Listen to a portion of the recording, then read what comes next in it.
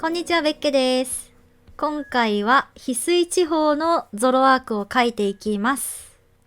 この子は最近発表されたポケモンなので、当然描くのは初めてです。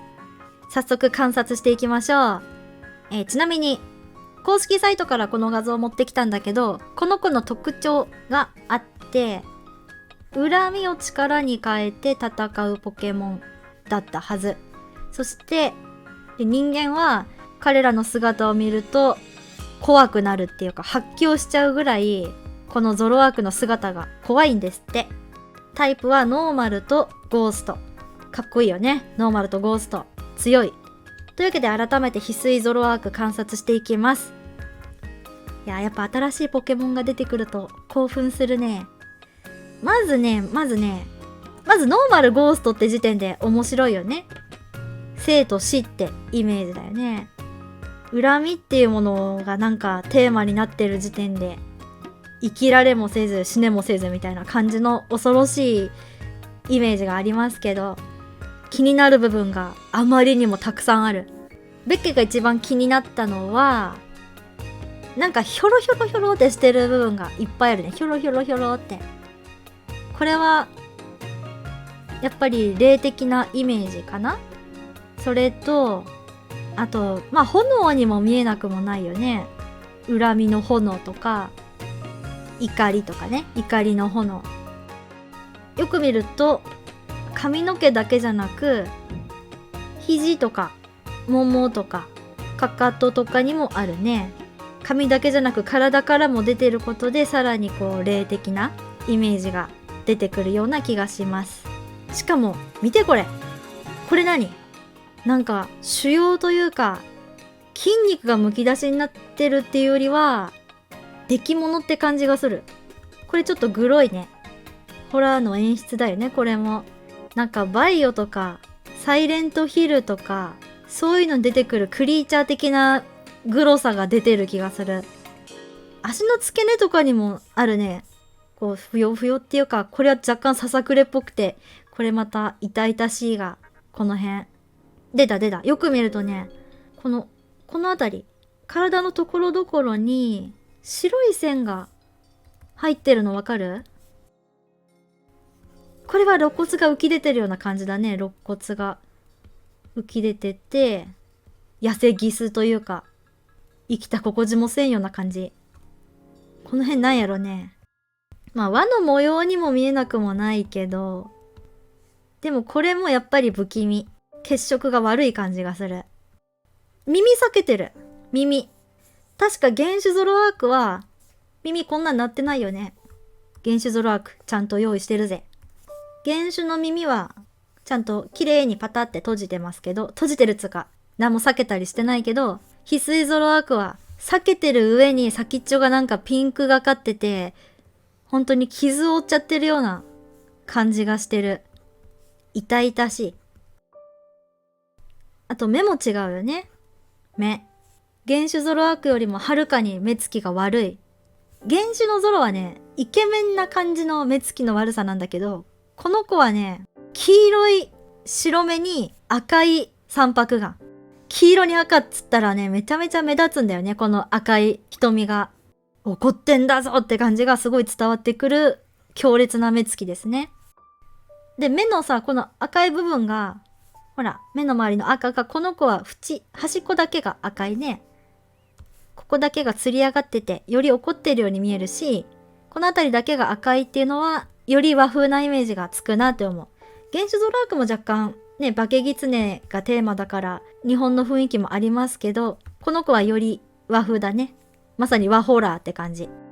もう一個、原種と大きく違うとこがあるよね。この後ろの髪が全然違う。原種のゾロアークは後ろに髪が流れているけど、この子はね、この子の髪は前にこう垂れ下がってる。これもね、なんか重苦しくて怖いよね。しかもさ、髪が垂れ下がってるっていうのは和風ホラーでよくある演出だよね。貞子ちゃんも前髪が前にダラーって垂れてて、白いワンピースだったかな。典型的な和風ホラーの演出だとベッケは思います。で、何よりこの白だよ、白。原種のゾロアークが黒に赤に対してこの子は白に赤。やっぱね、白ってね、まあ綺麗ではあるんだけど、綺麗ではあるけども、見方を変えると、そうだな、血色が悪い、生命力がないようにも見えるよね。それがまた霊的なイメージにつながって、ホラー感が増すと。ベッケさっきから一生懸命考察してるけど、別に正しいわけじゃないので、ベッケはこの子を見て、今こう感じてるよってだけなんで、これ見てる方で、いや、私はこう思うよっていうのがあったらね、もうぜひ教えてください。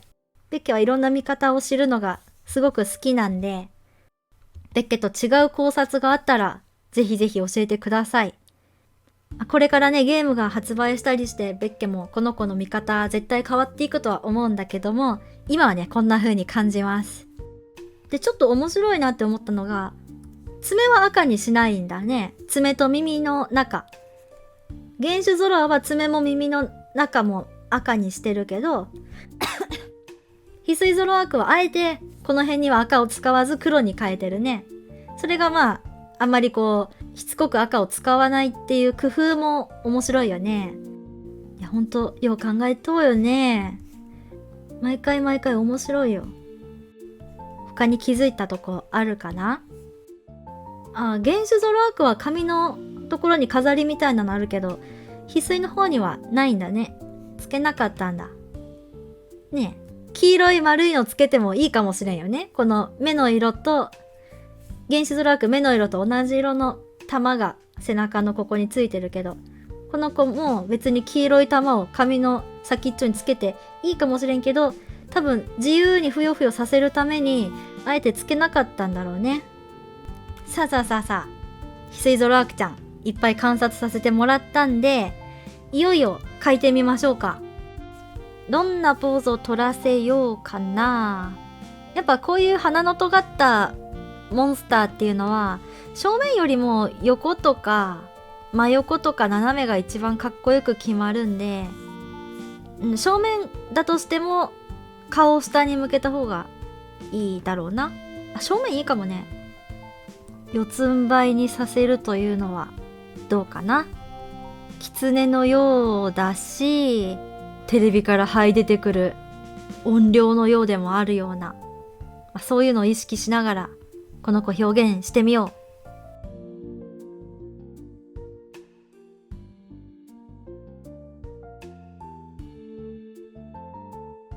う。よし、結構苦戦したけど今から下書きでございます。さっきね話し損ねたけど、翡翠ゾロアークって怖いだけじゃなくて慈悲深い面もあって、自分の進化前のゾロアとか、あと、家族みたいな存在の多分トレーナーとかポケモンとかはものすごく大事にするんだって。体はかなり細いよね。めちゃめちゃ細い。細いけど肩についてるこのふかふかとかでメリハリがあるんだよね。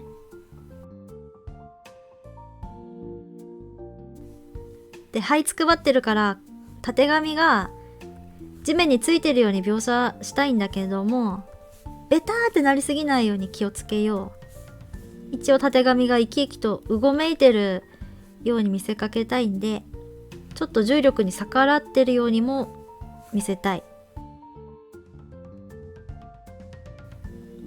で、いくら痩せギスっぽいデザインだからって太ももとかはね細くしすぎないように公式の絵を見てみて。ほら、太ももの下結構ブリッとしてるでしょ。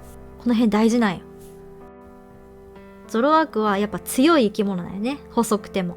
細いのは素早く動くためで、素早く動くには一応筋肉もいるからね。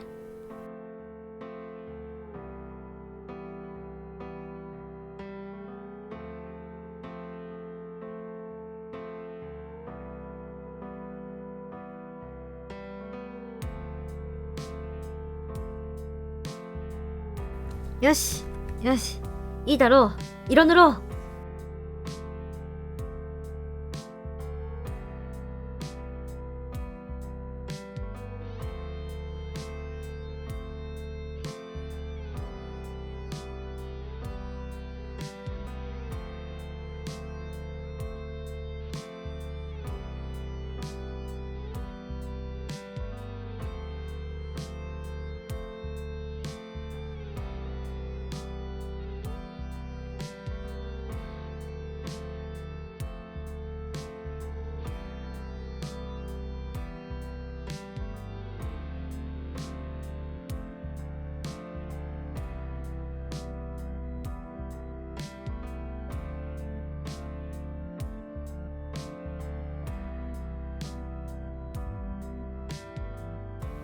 よし。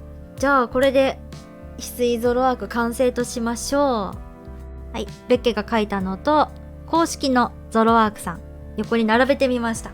そうね。大体合ってるような気はするけど、もうちょっとさ、たてがみとかのふよふよの表現、もうちょっと頑張れたんじゃないって感じがする。